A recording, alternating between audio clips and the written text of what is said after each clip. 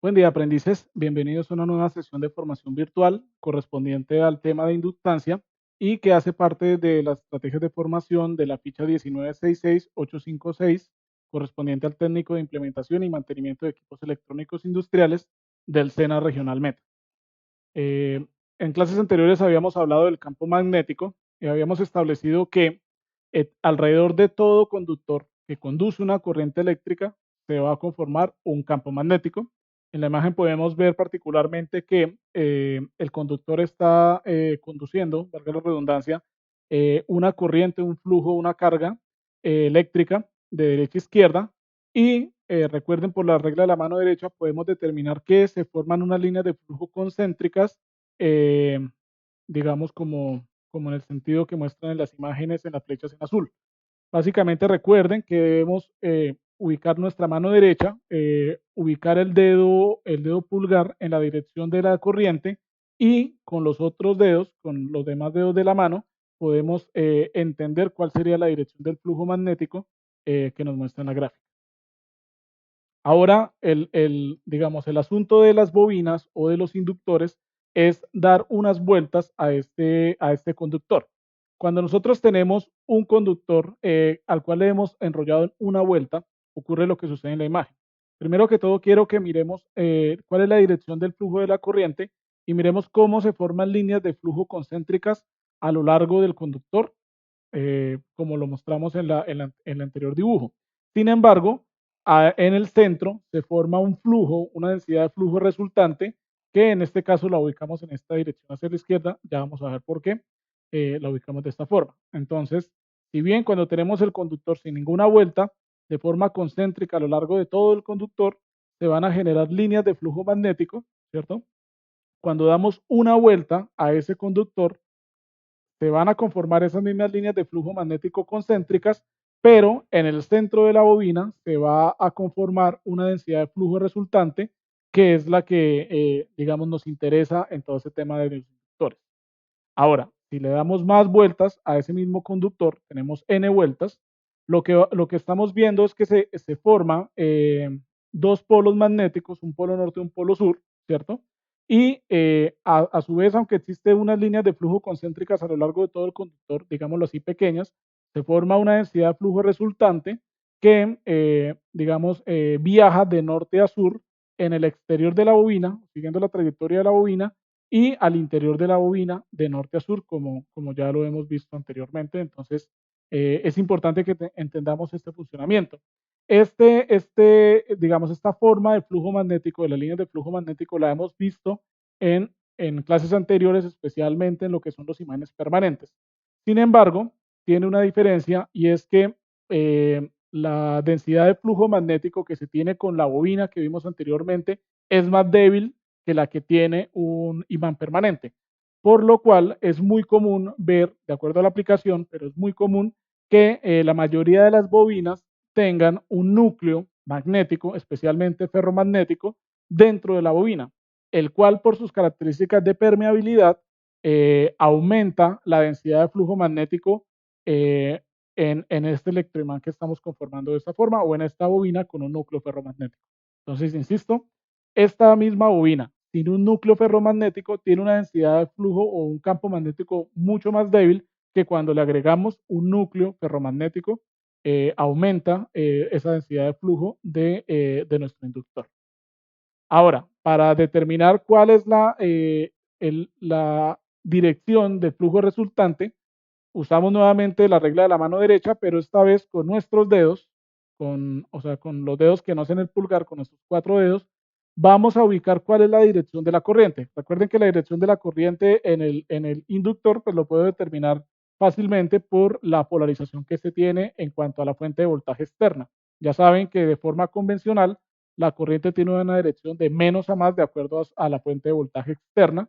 Por lo tanto, con los 4 dedos de la mano, exceptuando el pulgar, vamos a seguir esa dirección de la corriente, digamos de esta forma como nos muestra la gráfica, y el dedo pulgar nos va a indicar cuál es la dirección de la densidad de flujo resultante. En este caso iría de derecha a izquierda.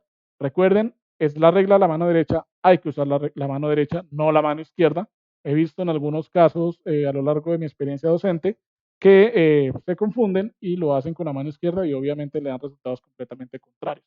Entonces, si bien anteriormente habíamos determinado eh, con la regla de la mano derecha cuál era la dirección de la densidad de flujo resultante, ahora en este caso lo que estamos determinando es cuál, de acuerdo al flujo, cuál es perdón, al flujo de la corriente, cuál es la densidad de flujo resultante.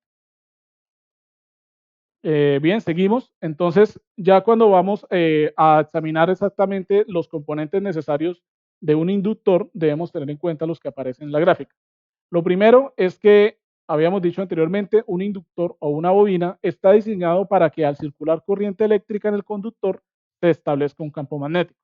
Aquí podemos ver el conductor, que en este caso es cobre, por eso está de este color, y tenemos un núcleo de ferrita. Ya sabemos que la ferrita es un material ferromagnético. Entonces debemos tener en cuenta elementos, digamos, el arrollamiento del alambre. Démonos cuenta también que es importante que haya poco espacio entre uno y otro, ¿cierto? O sea, que esté un arrollamiento de alambre bastante firme, que no, digamos, que no quede suelto, por decirlo de alguna manera. Y ya vamos a analizar estas características del área, la longitud y el número de vueltas. Esta otra bobina también es muy importante, solamente que cambia su composición. Esta es una bobina tipo toroidal, ¿cierto? En este caso, este tipo de bobina, lo importante es que el arrollamiento interno, que podemos ver en la circunferencia interna, esté, digamos, ajustado entre ellos, más no necesariamente debe estar ajustado en la parte externa, pues porque tiene un radio mucho mayor el de la parte externa. Por lo tanto, si lo vemos desde, pues digamos, si lo vemos por primera vez, en la parte externa nos da la impresión de que no está tan firme, pero la firmeza la debemos evaluar, es en la circunferencia interna del núcleo, que en este caso tiene forma esférica, perdón, tiene forma circular, y este tipo de bobinas las llamamos bobinas de tipo toroidal o un toroide, también se conocen así o los llaman así en industria. Entonces ya sabemos que el nivel de inductancia me determina cuál es la facilidad con la cual se establece un campo magnético en la bobina. Por lo tanto, entre más inductancia tenga mi bobina, mayor fuerza de campo magnético habrá. Entre menor inductancia tenga la bobina, menor fuerza del campo magnético habrá. Esto es importante que tengamos en cuenta esta relación. Ahora, la inductancia se mide en henries o henrios, también se le suele decir, se simboliza con la letra H mayúscula, ¿cierto? Y tengamos en cuenta que al igual que los faradios, cuando veíamos el tema de capacitancia, es una unidad demasiado grande, por lo cual es muy común que encontremos bobinas en el orden de los milihenrios, los microhenrios y en algunos casos los picohenrios. No es común encontrar una bobina en el orden de los henrios, mucho menos de kilohenrios, megahenrios, aunque sean la mayoría de aplicaciones industriales, no es muy común encontrar este tipo de magnitudes en las bobinas. Por último, a nivel físico, un henrio o un henry es el nivel de inductancia que establecerá un voltaje de 1 voltio a través de la bobina debido al cambio de corriente de 1 amperio sobre segundo que fluye por la bobina. Solamente les pongo esto como una referencia de lo que significa un henrio en una bobina. Sin embargo, es importante sencillamente que tengamos en cuenta que se simbolizan con la letra H mayúscula y que es muy común encontrarlos en el orden de los milihenrios y los microhenrios. Ahora, para construir un inductor, ahora sí tenemos en cuenta una serie de características que veíamos anteriormente y que enunciaba rápidamente y son las siguientes. La fórmula para hallar la inductancia de, bueno, recuerden, no lo dije ahorita, el Henry es la unidad de la inductancia, que es con la letra H mayúscula, pero la inductancia se simboliza con la letra L mayúscula, para que no nos confundamos. Entonces, la fórmula para calcular la inductancia es multiplicar la permeabilidad absoluta por el número de vueltas al cuadrado por el área del núcleo, todo eso dividido sobre la longitud de, del arrollamiento de alambre o del conductor.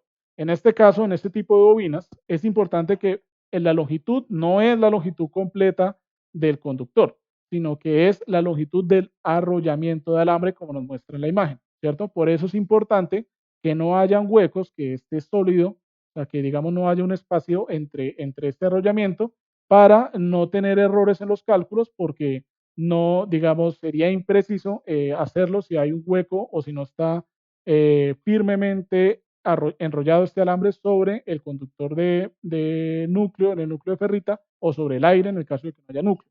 ¿Listo? Entonces, insisto, la longitud, esta longitud de acá, que está en el denominador de la ecuación, implica la longitud del arrollamiento del conductor. No implica la longitud exacta del conductor, sino la longitud del arrollamiento del conductor. Ahora, el área corresponde al área, pues valga la redundancia, al área de nuestro núcleo. No importa que no tengamos núcleo, o sea, que el núcleo sea de aire o que el núcleo sea un material ferromagnético. El área tiende a ser la misma, siempre serían el área de una circunferencia, que recuerden que es pi por el radio al cuadrado, ¿cierto? Esa es, digamos, la forma de encontrarlo acá. Y recuerden que el área siempre se expresa en metros cuadrados. ¿Listo? Por último, el número de vueltas sencillamente es contar cuántas vueltas tenemos. En este caso tenemos 1, 2, 3, 4, 5, 6, 7, 8, 9, 10, 11, 12, 13, 14, 15, 16, 17 vueltas. ¿Listo? Entonces 17 vueltas al cuadrado por el área que calculamos por la permeabilidad absoluta sobre la longitud es igual a la inductancia. Ahora, si tenemos un núcleo de ferrita, lo que debemos ubicar es la parte, digamos, céntrica del núcleo, ¿cierto? O tenemos esta bobina toroidal, ubicamos el núcleo circular y esta área, bueno, esta línea punteada nos señala cómo debemos medir la longitud, ¿cierto? Es importante que la midamos de esta forma, no en la parte interna, no en la parte externa de la circunferencia del núcleo, sino digamos en la parte de la mitad de ese núcleo determinamos cuál es la longitud de la bobina. Ahora, en cuanto al área, el área es una parte de la sección transversal. Ya más adelante veremos una versión donde explicamos cómo calcular esta área en núcleos toroidales. Y ya sabemos que pues la permeabilidad depende del material que estamos usando y el número de vueltas pues se puede contar de forma fácil en este tipo de bobina toroidal. Y de esta forma podemos hallar la inductancia de la bobina en esta presentación, que es muy común, o en la presentación toroidal, que también la vamos a encontrar en campo. Bueno, es importante tener en cuenta que el calibre del alambre también influye. Recuerden que el calibre de los alambres es entre el número sea más pequeño, más grueso es. Por lo tanto, es más grueso un calibre 8 a un calibre 14, ¿cierto? Y el calibre me indica cuánta es la cantidad de corriente o de carga eléctrica que puede circular por la bobina. Claramente, una bobina con un alambre más delgado puede circular menor corriente que una con un cable más grueso. Y ya ahorita vamos a ver más adelante qué implicaciones tiene usar un alambre más grueso, un alambre más delgado, en términos de longitud y en términos de la inductancia resultante de nuestro inductor o de nuestra bobina. ¿Listo? La permeabilidad absoluta, así como habíamos visto el tema de la permitividad y ya habíamos visto la permeabilidad en las clases de magnetismo, recuerden que la permeabilidad absoluta, que solamente se simboliza con la letra mu, que es la que tenemos acá arriba, la letra mu, esa permeabilidad absoluta es igual a la permitividad del vacío por la permeabilidad relativa del material. Recuerden que es muy común que a nosotros nos den la permeabilidad relativa del material. Si es un material de ferrita, pues nos dicen, listo, puede ser una permeabilidad de 2000 o de 3000. Recuerden que es una unidad, ¿sí? Es una unidad, sencillamente es un número, es una magnitud, no tiene unidades. Y la permeabilidad del aire, recuerden que es 4 por 10 a la menos 7, 4pi, perdón, 4pi por 10 a la menos 7 es igual a la permeabilidad del vacío. Entonces, esta fórmula puede ser expresada como está aquí abajo, 4pi por 10 a la menos 7 por la permeabilidad relativa del material por el número de vueltas al cuadrado por el área sobre la longitud del arrollamiento del alambre. Ahora, si la bobina tiene un núcleo, no tiene núcleo, o sea, su núcleo es un núcleo de vacío, mu sub r va a ser igual a 1. Si la bobina tiene un núcleo no magnético, como el caso del plástico, ¿cierto? Como el caso del vidrio, la permeabilidad sigue siendo de 1, la permeabilidad relativa. Entonces aquí sería 4pi por 10 a la menos 7 por 1 por n al cuadrado por el área sobre la longitud. ¿Listo? Espero que haya quedado muy claro esta parte. Bueno, seguimos. En este ejercicio nos están pidiendo calcular la permeabilidad, perdón, la permeabilidad no, sino la inductancia de esta bobina. En el caso A nos dicen determinemos la inductancia de la bobina tal cual como la vemos en la gráfica, es decir, con un núcleo de aire. Y en el numeral B nos dice que determinemos nuevamente la inductancia, pero con un núcleo metálico que tiene una permeabilidad relativa de 2000. ¿Listo? Entonces, ¿qué datos nos están dando? Nos están diciendo que la longitud del arrollamiento es de 1 pulgada. Recordemos que la longitud debe ser expresada en metros, por lo tanto, primero hay que hacer las conversiones. Nos dicen que nos dan solamente el diámetro de esta circunferencia, y nos dicen que es 1/4 de pulgada. Entonces recordemos que también debemos transformar esas pulgadas en metros y luego calcular el área, que es pi por r al cuadrado. ¿Listo? Nos dicen que es de 100 vueltas y que en un primer momento el núcleo es de aire. ¿Listo? Entonces, en la primera parte vamos a realizar las conversiones. La primera que vamos a realizar es sobre el diámetro. Entonces, recordemos que nos dicen que es 1/4 de pulgada, ¿cierto? Como lo vamos a convertir a metros, es una regla de 3 simple. Decimos que en un metro hay 39.37 pulgadas. Estos datos los podemos encontrar en Google, no es necesario aprendérselos de memoria. Pero entonces, si decimos que en un metro hay 39,37 pulgadas, multiplicamos 1/4 por 1 y lo dimos sobre 39,37 pulgadas y eso nos da como resultado 6.35 milímetros de diámetro. ¿Listo? Recordemos que entonces la ecuación para hallar el área de la circunferencia es pi por r al cuadrado, donde r es el radio. Entonces, si ustedes se acuerdan, el radio es igual a la mitad del diámetro, ¿cierto? Entonces, si aquí tenemos el diámetro que es de 6,35, lo dividimos sobre 2 para obtener el radio, lo elevamos al cuadrado, lo multiplicamos por pi y sencillamente de esta forma tenemos el área del núcleo de nuestra bobina. En este caso, el cálculo es de 31.7 micrómetros al cuadrado. Esto es una bobina bastante pequeña la que estamos analizando en este ejercicio. ¿Qué nos queda por determinar? En conversiones, la longitud. Entonces nos dicen que la longitud de 1 pulgada, necesitamos saber cuánto es 1 pulgada en metros. Si sabemos que en un metro hay 39,37 pulgadas, 1 por 1 sobre 39,37 es igual a 25.4 milímetros. ¿Listo? Entonces tenemos 25.4 milímetros de distancia, de longitud, perdón. Tenemos un diámetro de 6,35 milímetros y al hacer las conversiones para poder hallar el área de esa circunferencia, de esta forma nos da 31,7 micrómetros cuadrados. Ahora sí, teniendo esas conversiones, podemos aplicar la ecuación para hallar la inductancia. Recordemos, esta ecuación sí es importante que no la aprendamos. 4pi por 10 a la menos 7 por la permeabilidad relativa del material, por el número de vueltas al cuadrado, por el área sobre la longitud, que es lo que tenemos en esta parte. Entonces recuerden, como el núcleo es de aire, decimos que la permeabilidad relativa es 1, 100 es el número de vueltas, 100 al cuadrado, 31,7 micrómetros al cuadrado es el área, 25,4 milímetros es la longitud del arrollamiento del conductor y al realizar ese cálculo nos da una inductancia de 15.68 microhenrios. ¿Listo?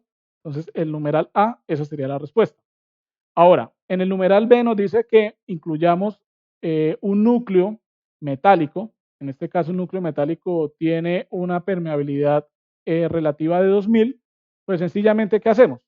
Si ya sé que esta L corresponde a la permeabilidad, a la inductancia de la bobina con un núcleo de aire, voy a llamar a eso L sub 0, porque es con un núcleo de aire, y pues sencillamente lo multiplico por mu sub R, que serían los 2000. ¿Cierto? Entonces, 2000 por 15,68 microhenrios es igual a 31.3 milihenrios y esa sería la respuesta de la bobina con un núcleo metálico, en este caso puede ser una ferrita, que tiene una permeabilidad relativa de 2000. Entonces, démonos cuenta que claramente una bobina que tiene un núcleo de ferrita tiene un campo o tiene una inductancia mayor, por lo tanto puede producir mayor fuerza de campo magnético en el inductor. ¿Listo? Es importante que tengamos en cuenta esto. Un momento, reviso una cosita. Listo. Bueno, seguimos. Estos ejercicios que están adelante, bueno, aquí decía donde el esutero corresponde a la bobina con un núcleo de vacío. Ahora, estos ejercicios que están aquí adelante, quisiera que los hagan en sus casas y pues me pueden ir preguntando en el WhatsApp para ver si las respuestas son correctas. En este caso, les planteo una comparación entre un inductor en la columna izquierda y en la columna derecha. Miremos este ejemplo por ahora. Nos dice que calculemos el nivel de inductancia. En este caso tenemos que ya nos dan la inductancia de este material. Nos dicen que el área es un área particular que tiene un número de vueltas particular y tiene una permeabilidad del aire y una longitud particular. Ahora, a partir de estos datos de acá, necesitamos descubrir cuál es la inductancia de esta bobina de este lado. Entonces, esos ejercicios son para que piensen qué tienen que ir despejando para poder hallar esa respuesta. Insisto, me pueden ir preguntando por WhatsApp y sencillamente les voy indicando si está bien o mal, pero fundamentalmente quiero que piensen en el ejercicio. Por ahora, ¿qué podemos ver? Podemos ver que nos dice que esta bobina del lado derecho tiene el doble de vueltas con respecto a esta, ¿cierto? Nos dice también que tiene la misma longitud, ¿cierto? O sea, es la misma longitud del arrollamiento, pero tiene más número de vueltas. Entonces, por lo tanto, ya sabemos que la inductancia no debe cambiar y debe ser mayor. ¿Listo? Aquí hay otro ejemplo. En este caso, ahí están los datos que cambiarían con respecto a uno y el otro. Tenemos que hallar la inductancia resultante de la bobina de la parte derecha y lo mismo en este caso.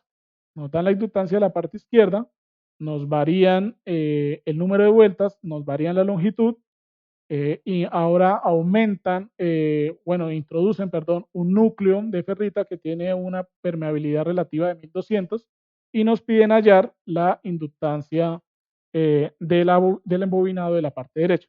¿Listo? Esos ejercicios quiero que por favor los intenten de hacer en su casa. Es muy sencillo, es despejar y es analizar qué datos tenemos, qué datos nos faltan, qué condiciones cambiaron y cómo podemos hallar la inductancia resultante de las bobinas.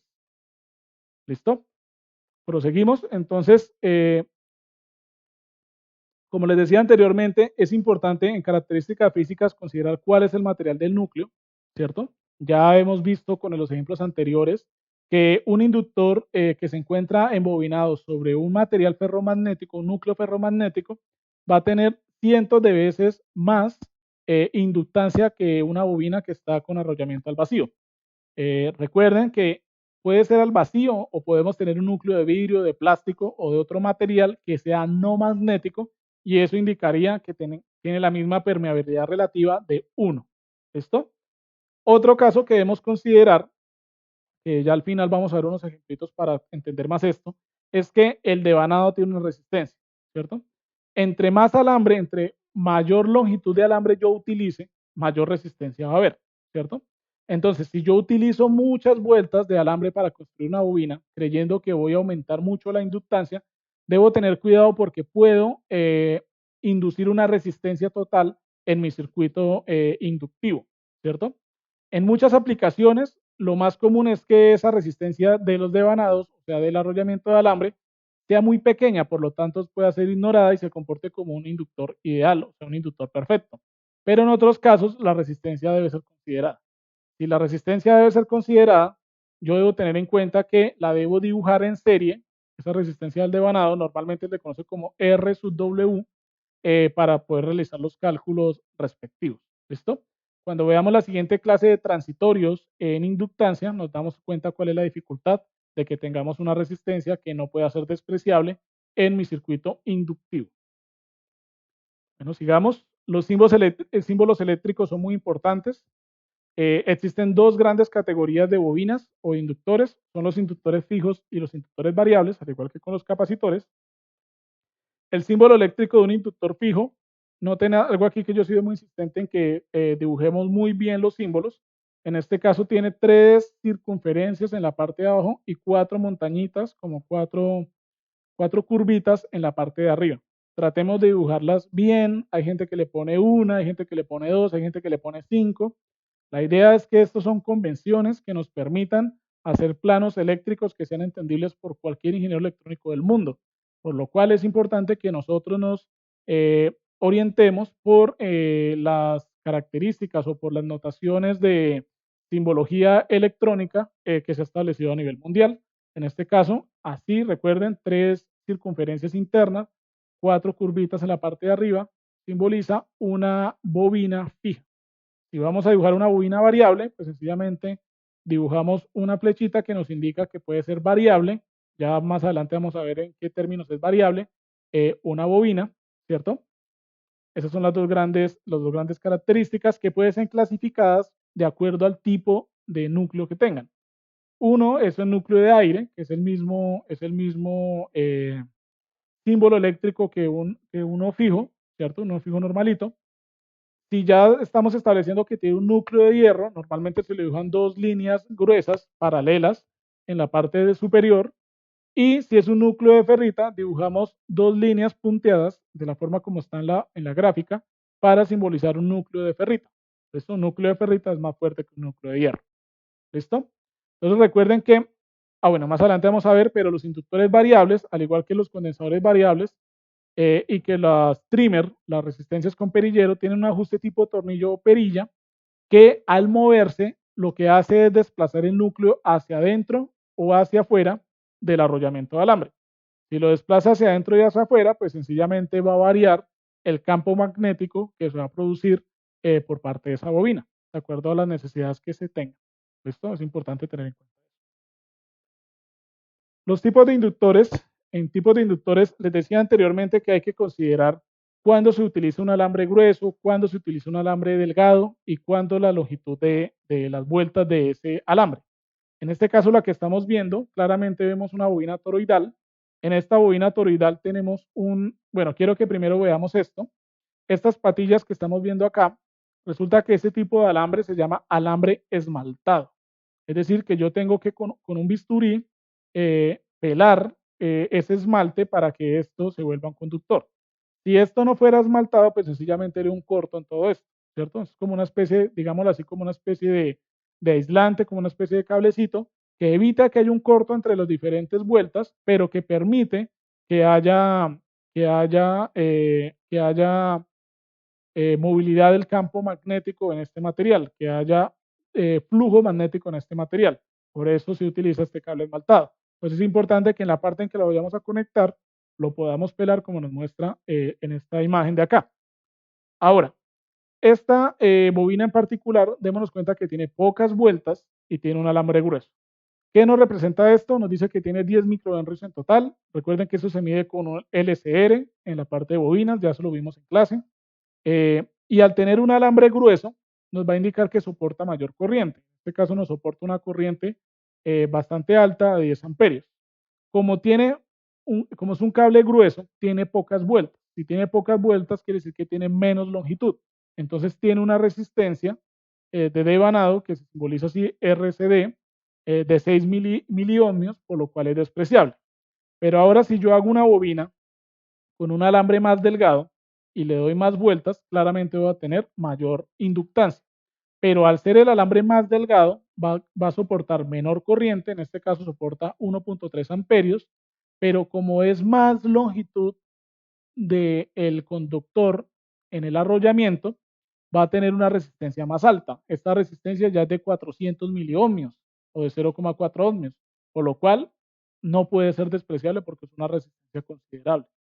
Por último, démonos cuenta que aquí nuevamente han pelado el esmalte en esta parte de la bobina para que pueda hacer conexión, pero recuerden, en la parte interna no puede estar pelado porque si no hacemos un cortocircuito. ¿Listo? Por último, en este ejemplo, vemos un alambre mucho más grueso, ¿cierto? Es una bobina mucho más grande.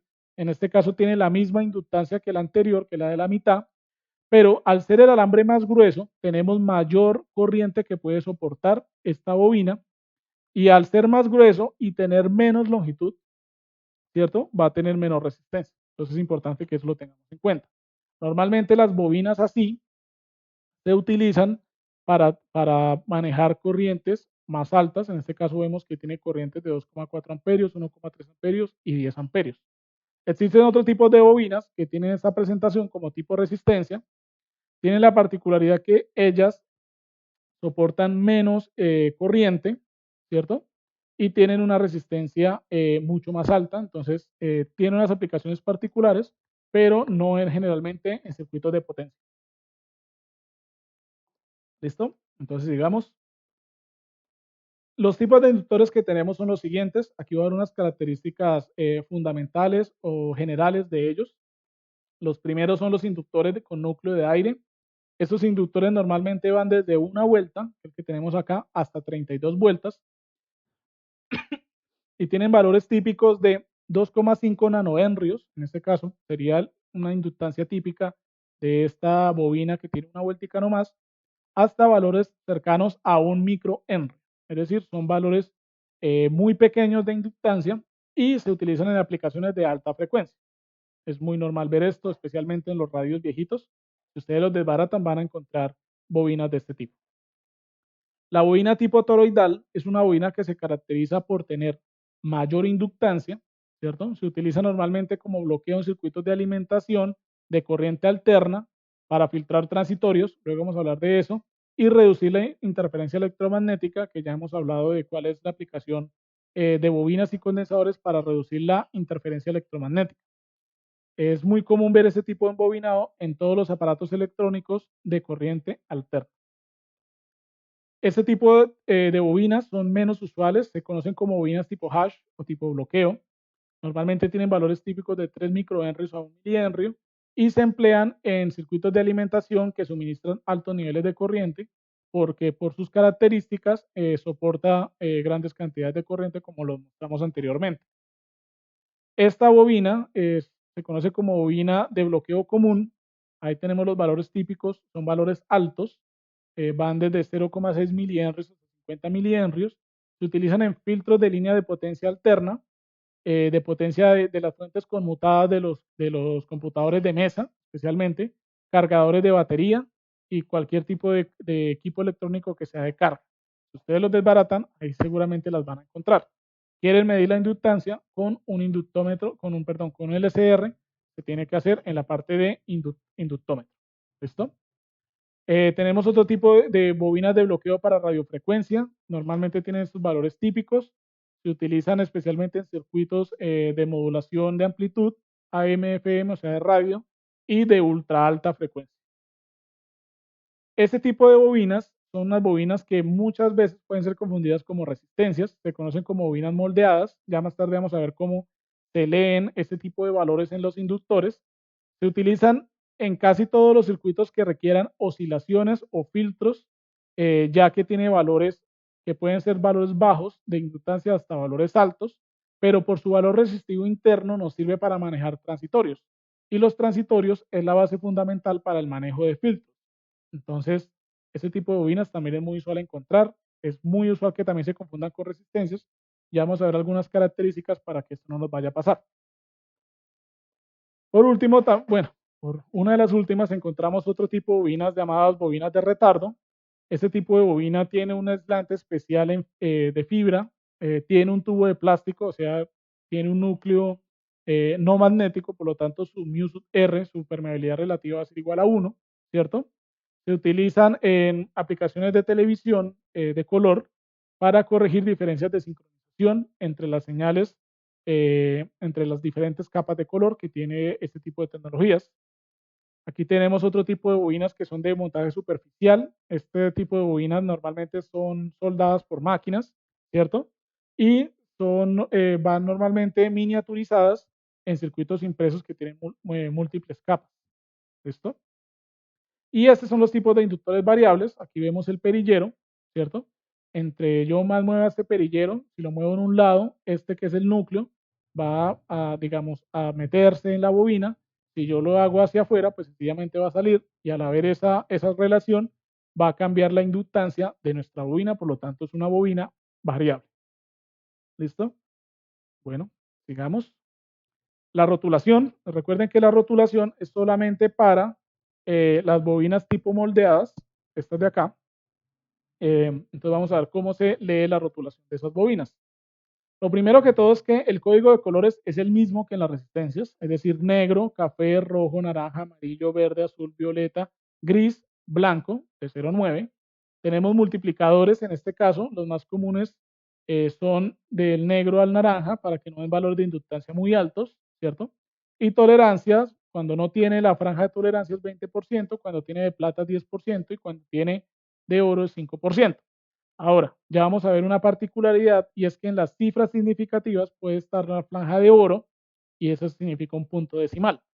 Es muy común confundir la franja de oro con la franja amarilla. Entonces, son los errores más comunes que se toman o que ocurren en la lectura de inductancias en bobinas.